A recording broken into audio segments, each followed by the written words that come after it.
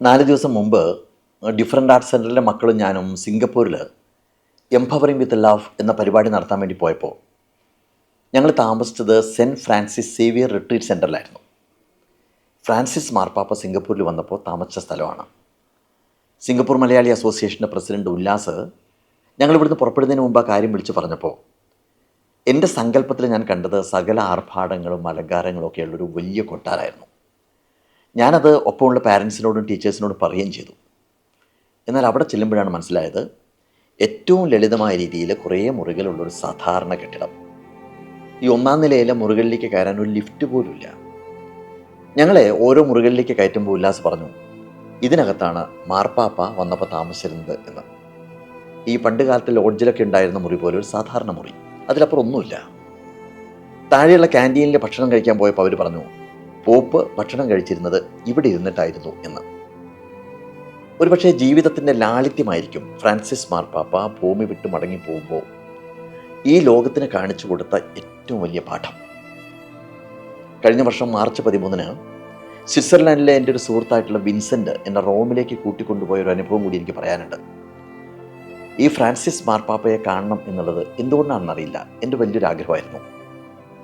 March 13 അദ്ദേഹം പോപ്പായിട്ട് സ്ഥാനം ഏറ്റെടുത്തതിൻ്റെ 11ാം വാർഷിക ദിനമായിരുന്നുകൊണ്ട് അന്ന് അദ്ദേഹത്തെ കാണാൻ വേണ്ടിയിട്ട് കടൽ പോലെ പരന്ന് കിടക്കുന്ന ആൾക്കൂട്ടമായിരുന്നു. അതിനിടയിലൂടെ ഈ കുഞ്ഞുങ്ങളെയൊക്കെ തൊട്ടും തഴുകിയും ഒരു ആർഭാടവും ഇല്ലാത്തൊരു സാധാരണ തുറന്ന വാഹനത്തിൽ അദ്ദേഹം അങ്ങനെ നീങ്ങുകയാണ്. ആ ആളുകളെ മുഴുവൻ അങ്ങനെ വിഷ് ചെയ്തുകൊണ്ട് എല്ലാവർക്കും ഇടയിലൂടെ ആ വാഹനം അങ്ങനെ കടന്നു പോകുന്നു. തീരെ വയ്യെങ്കിലും ഇടയ്ക്കിടയ്ക്ക് ഇങ്ങനെ ചുമച്ചുകൊണ്ട് ജീവിതത്തിൻ്റെ ലാളിത്യത്തെക്കുറിച്ചുള്ള ഒരു സന്ദേശമാണ് അന്ന് അദ്ദേഹം പങ്കുവച്ചത്. ഈ അമരം സിനിമയിലെ ഒരു പാട്ടില്ലേ, വെണ്ണുര വന്ന് തലോടുമ്പോൾ തടശ്ശില അലിയുകയായിരുന്നു.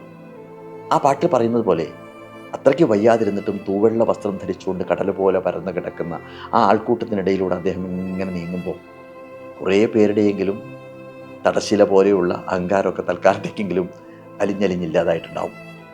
പ്രസംഗത്തിൽ മാത്രമല്ല, ജീവിതത്തിൻ്റെ അവസാനം വരെയും ലാളിത്യം പ്രവർത്തിച്ച് കാണിച്ച് ഫ്രാൻസിസ് മാർപ്പാപ്പ കാലം ചെയ്തു. പോപ്പായിട്ട് ചുമതലയേറ്റപ്പോൾ തന്നെ ദരിദ്രർക്ക് വേണ്ടി ദരിദ്രനായിട്ട് ജീവിച്ച അസീസിയയിലെ ഫ്രാൻസിസിനെ ഓർത്തുകൊണ്ട് ആ പേര് സ്വീകരിച്ചാണ് അദ്ദേഹം അധികാരം ഏറ്റെടുത്തത്. അഭയാർത്ഥികളെയും സമൂഹം മാറ്റി നിർത്തിയവരെയും അരികിലേക്ക് ചേർത്ത് നിർത്താൻ ആഹ്വാനം ചെയ്തായിരുന്നു അദ്ദേഹത്തിന് മിക്ക പ്രസംഗം ഉണ്ടായിരുന്നത്. അത്ര ഉന്നതിയിലായിരുന്നപ്പോഴും അദ്ദേഹം ഉറങ്ങാൻ കിടന്നിരുന്ന ലളിതമായ സ്ഥലത്തെക്കുറിച്ച്, അതുപോലെ തന്നെ 2022 അദ്ദേഹം എഴുതി വെച്ച ഒരു കുറിപ്പിനെ കുറിച്ചൊക്കെ ഇന്ന് പത്രങ്ങളിൽ ഞാൻ വായിച്ചു. തൻ്റെ ജീവിതം അസ്തമയത്തോടടുക്കുമ്പോൾ ഖബറടക്കം പോലും എത്രമാത്രം ലളിതമാകണമെന്നും അദ്ദേഹം എഴുതി വെച്ചു. ഈ സാധാരണ മാർപ്പാപ്പമാരുടെ ഭൗതിക ശരീരം അടക്കം ചെയ്യുന്ന സ്ഥലത്ത് നിന്നും മാറി മേരി മേജർ ബസിലിക്കയിൽ അടക്കം ചെയ്യണമെന്നും പേടകത്തിന് അലങ്കാരങ്ങളൊന്നും പാടില്ല എന്നും ഖബറിടം വെറും നിലത്തായിരിക്കണം എന്നുമൊക്കെ അദ്ദേഹം ആദ്യമേ പറഞ്ഞു വെച്ചു. അദ്ദേഹത്തിന് അത്രയൊക്കെയല്ലേ ലോകത്തോട് പറയാൻ സാധിക്കുകയുള്ളൂ. ഇനി ആ ലാളിത്യത്തെ പ്രകീർത്തിക്കുകയും വാഴ്ത്തുകയും പ്രണാമമർപ്പിക്കുകയൊക്കെ ചെയ്യുന്ന നമ്മളിൽ എത്ര പേർക്ക് അത് ജീവിതത്തിൽ പ്രവർത്തിച്ച് കാണിക്കാനാവും എന്നുള്ളതിലാണ് ഇനി പ്രസക്തിയുള്ളത്, അല്ലേ?